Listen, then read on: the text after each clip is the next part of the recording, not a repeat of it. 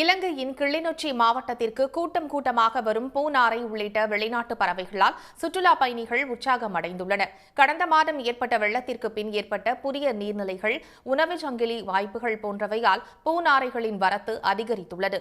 அந்த காட்சிகளை இப்போது பார்க்கலாம்.